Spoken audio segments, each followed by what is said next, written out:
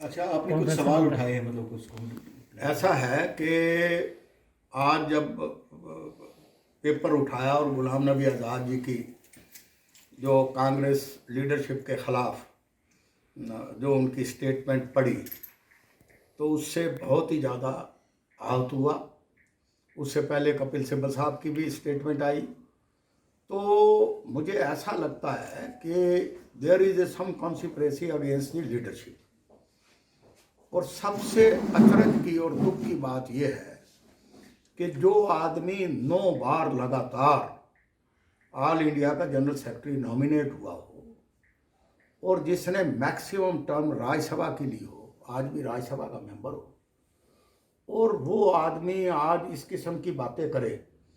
मैं तो पीछे एक वीडियो वायरल देख रहा था जिसमें ऑल इंडिया कांग्रेस के लास्ट अधिवेशन में गुलाम नबी आज़ाद साहब ने ही रेजोल्यूशन मूव किया था कि सोनिया जी को आगे 2 साल के लिए और नॉमिनेट कर देना चाहिए, चुनाव नहीं होना चाहिए, और ये नॉमिनेशन जो है इससे कांग्रेस मजबूत होगी। तो अभी और समय चाहिए चुनाव करवाने के लिए। ये मैंने खुद उनका वीडियो मैंने देखा है। मेरे कहने का भाव ये है कि जब जब जो भी सरकार सत्ता से बाहर जाती है और उस वक़्त जो स्वार्थी तत्व होते हैं, जो पावर हंग्री लोग होते हैं, उनका एक ही निशाना होता है कि किसी न किसी तरीके से कोई ना कोई रास्ता निकाल के पार्टी को डिच करो और सत्ताधारी पार्टी के साथ मिल जाओ। और मैं तो इस मामले में बिल्कुल मेरी तो डिटर्मिन्ड राय ये है कि ये बीजेपी के बेस्ट पे काम करने लग रहे हैं और there is a serious conspiracy against the leadership. और पीछे भी राहुल जी ने वर्किंग कमेटी की मीटिंग में ये कहा था कि जब मैडम सोनिया जी बीमार थी, गंगाराम हॉस्पिटल में थी, तब इन्होंने लेटर का प्रकरण किया।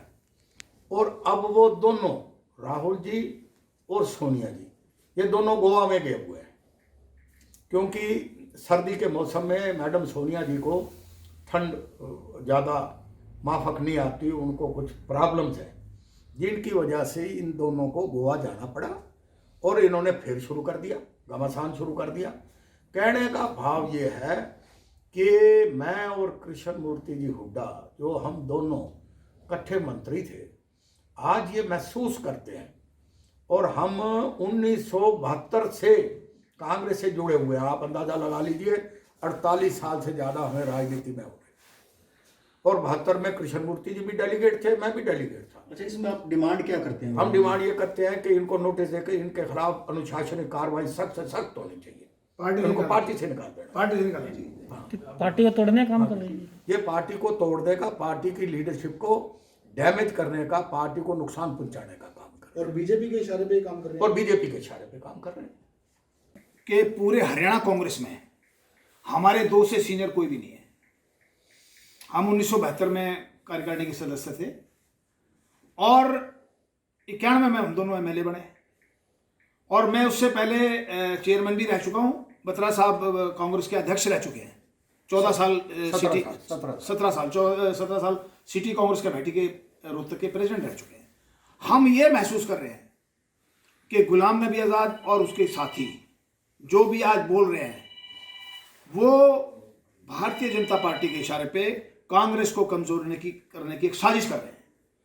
और हम कांग्रेस लीडरशिप से ये मांग करते हैं, हम उनको चिट्ठी भी लिखेंगे, सोनिया जी को, राहुल जी को, और हम मिलेंगे कि ऐसे नेताओं को जिन्होंने हमेशा, वो कई बार हरियाणा के प्रभारी रहे हैं। भाई साहब आप कह रहे थे हरियाणा से उनका क्या कनेक्शन, हरियाणा के प्रभारी रहे हैं, एक बार नहीं 3-4 बार प्रभारी रहे हैं। और हम ये चाहते हैं कि वो बोलना बंद करें। आज जरूरत है कांग्रेस को इकट्ठा करने की, आज जरूरत है बीजेपी के खिलाफ लड़ने की। आप गुलाम नबी आज़ाद का मुझे दिखा दीजिएगा एक बयान भी, जब उन्होंने मोदी को अटैक किया हो। आनंद शर्मा का दिखा दीजिएगा एक बयान भी। मोदी को तो अटैक नहीं कर रहे, लीडरशिप को अटैक कर रहे हैं। तो हम ये मांग कर रहे हैं कि इनको पार्टी से निकाला जाए, और अगर गुलाम नबी आज़ाद अगर इसी प्रकार बोलते रहे तो हम उनके घर के सामने प्रचंड प्रदर्शन करेंगे, कायदे कानून में रह के।